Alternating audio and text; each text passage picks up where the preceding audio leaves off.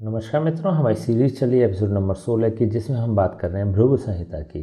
भृगु संहिता के अंतर्गत आज हम बात करने जा रहे हैं वृश्चिक लग्न के द्वितीय भाव में यदि मंगल स्थित हो तो उसके क्या फलादेश होंगे। प्रथम भाव में 8 नंबर का मतलब होता है वृश्चिक लग्न। वृश्चिक लग्न में मंगल प्रथम भाव और षष्ठम भाव इन दोनों भावों का स्वामी होता है। देखिए, जब हम वृश्चिक लग्न की बात करते हैं तो वृश्चिक लग्न में मंगल सामान्यतः शुभ फल प्रदान करने वाले ग्रह ही माने जाते हैं। यहाँ पर जब लग्न भाव के सापेक्ष या द्वितीय स्थान पर स्थित हो जाते हैं, ऐसे में हम बात कर चुके हैं कि जब कभी भी कोई ग्रह अपने स्थान से द्वितीय भाव में स्थित होता है तो उस संबंधित भाव के कंटेंट्स को बढ़ा देने वाला होता है। यहाँ पर मंगल क्योंकि लग्न भाव के सापेक्ष द्वितीय भाव पर स्थित हो रहे हैं तो लग्न के कंटेंट्स को यह बढ़ा देने वाले होंगे। और यहाँ पर मंगल अपने मित्र गुरु की राशि में भी स्थित है। धनु राशि स्थित है, धनु राशि के स्वामी होते हैं गुरु। मंगल अपने मित्र की राशि पर स्थित होकर और लग्न भाव से द्वितीय भाव पर स्थित होने के कारण शुभ फल प्रदान करने वाले ग्रह बन जाते हैं। लेकिन हम यहाँ पर एक सिद्धांत की आपसे चर्चा अवश्य करेंगे कि मंगल द्वितीय भाव में बैठकर निष्फल ग्रह बन जाता है। देखिए, जब हमने ग्रहों के सिद्धांतों पर आपसे चर्चा करी थी तो उसमें आपको बताया था कि जब कभी भी द्वितीय भाव में मंगल की स्थिति होती है तो मंगल यहाँ पर निष्फल ग्रह बन जाते हैं, विफल ग्रह बन जाते हैं। कुछ स्थितियों में यह अनिष्ट कारक ग्रह भी होते हैं। देखिए, लग्न चाहे जो भी हो, लेकिन द्वितीय भाव में यदि मंगल होंगे तो निष्फल ग्रह बन जाएंगे। और जैसे हमने बताया कि कुछ स्थितियों में, कुछ विशेष लग्नों में यह अनिष्ट कारक ग्रह भी माने जाते हैं। लेकिन क्योंकि हम वृश्चिक लग्न की बात कर रहे हैं तो केवल और केवल यहाँ पर निष्फल ग्रह की ही संज्ञा दी जाएगी। मतलब बहुत ज़्यादा इफेक्टिव फल होता है, उनको प्राप्त होता नहीं है। क्योंकि यदि हम तृतीय भाव इष्ट मीन्स की कारक की दृष्टि से बात करते हैं तो तृतीय भाव और षष्ठम भाव के ये कारक होते हैं और यहाँ पर ये विशेष प्रभाव नहीं दिला पाते इन दोनों ही भावों को।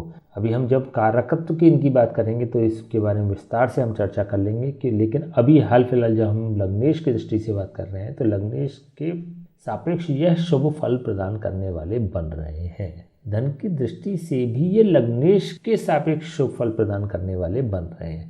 यदि हम अष्टम भाव के सापेक्ष देखते हैं तो अष्टम भाव से यह नवम भाव में पहुंच रहे हैं। नवम भाव का मतलब हो गया कि भाग्य स्थान। छठा भाव होता है रोग, ऋण और शत्रुओं का स्थान। रोग, ऋण और शत्रुओं के सापेक्ष जब ये भाग्य भाव में बैठते हैं तो विशेष शुभ फल प्रदान करने वाले नहीं बनते। इसलिए हमने बात करी कि ये विफल ग्रह हो जाते हैं। हम बात कर लेते हैं इनके कारकत्व की। मंगल होते हैं तृतीय भाव के कारक और षष्ठम भाव के कारक। षष्ठम भाव के सापेक्ष हमने बात करी क्योंकि यहाँ से ये नवम भाव पर स्थित है तो रोग, ऋण और शत्रुओं के सापेक्ष जब ये भाग्य की बात करते हैं तो विशेष शुभ फल प्राप्त नहीं करा पाते, कुछ नेगेटिविटी प्रदान करने वाले होते हैं। जैसे यदि हम धन की दृष्टि से देखते हैं तो सेविंग को प्रभावित करने वाले ये बन जाते हैं। अभी सेविंग नहीं होने देते, आप सेविंग नहीं कर पाते। स्पेशली जब हम लिक्विड मनी की बात करते हैं, कैश की बात करते हैं, कैश की या आपके जो सेविंग अकाउंट है उसकी हम बात करते हैं या हाथ में कैश होने की बात करते हैं तो यहाँ पर ये जो स्थिति है ये बेहतर स्थिति नहीं होती क्योंकि छठे भाव के कारक होकर ये द्वितीय भाव में स्थित हो रहे हैं। लेकिन यहाँ पर छठे भाव के स्वामी भी होकर क्योंकि द्वितीय भाव में स्थित हो रहे हैं तो विशेष रूप से धन की हानि करने वाले बन ही जाएंगे। यदि हम तृतीय भाव के सापेक्ष देखते हैं तो तृतीय भाव से यह द्वादश भाव पर स्थित हो जाते हैं। द्वादश भाव होता है व्यय का और हानि का। तृतीय भाव होता है मेहनत का, परिश्रम का, साहस का, पुरुषार्थ का। यहाँ पर सभी कंटेंट्स जो होते हैं तृतीय भाव के, चाहे साहस की बात करें, चाहे पुरुषार्थ की बात करें, हम मेहनत की बात करें या परिश्रम की बात करें, उसमें नकारात्मकता ही प्राप्त होती है। आप ज़्यादा मेहनत नहीं कर पाते, आपको अपॉर्चुनिटीज़ नहीं मिलती परिश्रम करने की। अगर हम जीवन शक्ति की बात करें, हम विटैलिटी की बात करें, तब भी आपकी जो जीवन शक्ति है वो कमज़ोर ही रहती है। आप शारीरिक रूप से कमज़ोर रहते हैं। और तृतीय भाव क्योंकि एक मृत्यु स्थान भी होता है तो मृत्यु स्थान का कारक जब द्वितीय स्थान में बैठता है, एक मारक स्थान में बैठता है, तो यह आपको पीड़ित करने वाला भी बन जाता है। मंगल की महादशा और अंतरदशा में विशेष रूप से आपके स्वास्थ्य की हानि करने वाले ऐसे मंगल बन जाते हैं। आपकी स्वास्थ्य की हानि करेंगे, आपको रोगी बनाएंगे। मंगल से संबंधित रोग आपको प्राप्त हो सकते हैं। विशेष रूप से पेट, कंधे और गले की समस्या आपको प्राप्त हो सकती है। महिलाओं की बाईं आँख और पुरुषों की दाईं आँख में भी आईसाइट की समस्या हो सकती है अथवा किसी प्रकार के रोग होने की भी संभावना बन जाती है, क्योंकि कालपुरुष की दृष्टि से देखें तो यह आँख को रिप्रेजेंट करने वाला भाव होता है। तो यहाँ पर छठे भाव के सापेक्ष देखें या तृतीय भाव के सापेक्ष देखें, ये मंगल जो है वह स्थिति इनकी बेहतर स्थिति नहीं होती। इसलिए हमने बात करी कि कुछ परिस्थितियों में, कुछ स्थितियों में ये अनिष्ट कारक ग्रह भी बन जाते हैं जब द्वितीय भाव में इनकी स्थिति होती है। देखिए, ये ज्योतिष का एक सिद्धांत है द्वितीय भाव में स्थित मंगल के लिए। चलिए हम बात करते हैं इनकी दृष्टियों की। मंगल की 3 दृष्टियां होती हैं, चतुर्दृष्टि, सप्तम दृष्टि और अष्टम दृष्टि। चतुर्दृष्टि से ये पंचम भाव को देख रहे हैं, सप्तम दृष्टि से ये अष्टम भाव को देख रहे हैं और अष्टम दृष्टि से ये नवम भाव को देख रहे हैं। हमने बात करी थी मंगल की जो चतुर्दृष्टि होती है वो सुख प्रदान करने वाली होती है, सुरक्षा प्रदान करने वाली होती है।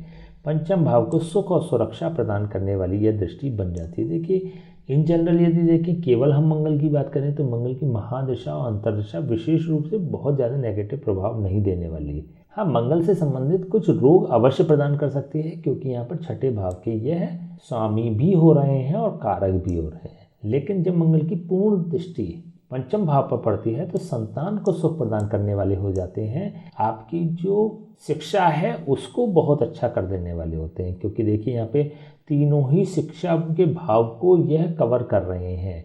लग्नेश होकर ये द्वितीय भाव में मतलब प्रारंभिक शिक्षा में बैठे हुए हैं, उसके बाद ये माध्यमिक शिक्षा पर दृष्टि दे रहे हैं, सुख की दृष्टि दे रहे हैं, और अष्टम दृष्टि इनकी उच्च शिक्षा पर पड़ रही है और नीच भाव पर पड़ रही है। यहाँ पर यह पीड़ित करने वाले बन जाएंगे। अष्टम दृष्टि से यह उच्च शिक्षा को प्रभावित करने वाले बन जाएंगे। आपकी उच्च शिक्षा यह कहीं ना कहीं बाधित कर सकते हैं, गैप दे सकते हैं। लेकिन यदि हम माध्यमिक शिक्षा की बात करें, विशेष रूप से 6 क्लास से लेके और 12 तक की शिक्षा, एक अच्छी शिक्षा प्राप्त करने की यह योग बना देने वाली हो जाती है। मान सम्मान और प्रतिष्ठा की रक्षा करने वाली ऐसी दृष्टि होती है, मान प्रतिष्ठा और सम्मान को बढ़ाने वाली ऐसी दृष्टि होती है। तो आपकी मान सम्मान और प्रतिष्ठा को बढ़ाएंगे, क्योंकि गुरु की राशि में बैठकर ये गुरु की राशि पर दृष्टि प्रदान कर रहे हैं। मंगल की जब पूर्ण दृष्टि और यथावत दृष्टि, सीधी दृष्टि अष्टम भाव पर पड़ती है तो ये अष्टम भाव को भी पीड़ित करने वाले बन जाते हैं। अष्टम भाव होता है एक्सीडेंट का कारक भाव, चोट लगने का कारक भाव, दुर्घटना का कारक भाव। तो यहाँ पर जब मंगल की मारक भाव में बैठकर पूर्ण दृष्टि अष्टम भाव में पड़ती है तो मंगल की महादशा, अंतर्दशा अथवा मंगल की उम्र मतलब 28 साल की उम्र में यह एक्सीडेंट कराने का भी योग बना देते हैं। आपको चोट लग सकती है, आपका एक्सीडेंट हो सकता है, आपको क्षति पहुंच सकती है। और यहाँ पर ये देखिए अपनी शत्रु राशि को भी देख रहे हैं। यहाँ पर मिथुन राशि स्थित है, मिथुन राशि के स्वामी होते हैं बुध। मंगल बुध को शत्रु भाव से देखते हैं, तो अपनी शत्रु राशि पर यह दृष्टि प्रदान कर रहे हैं। तो इस परिप्रेक्ष्य में देखें तो यह मंगल शुभ दृष्टि प्रदान नहीं कर रहे हैं। नवम भाव की सापेक्ष हमने बात कर ही ली, क्योंकि यहाँ पर उच्च शिक्षा का यह भाव होता है, उच्च शिक्षा को बाधित करने वाले होते हैं। नवम भाव मतलब भाग्य स्थान को भी इफेक्ट प्रदान करने वाले होते हैं। यहाँ पर आपका भाग्य की वृद्धि नहीं होने देते।